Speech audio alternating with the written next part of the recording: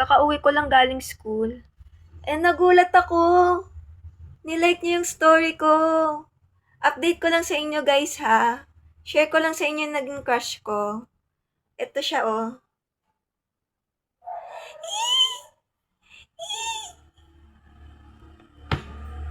So guys, kinikilig ako sobra.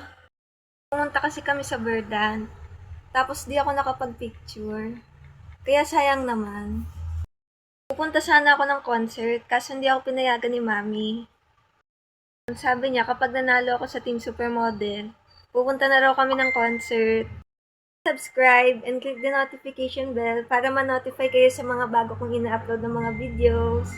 So see you on my next vlog guys. Bye!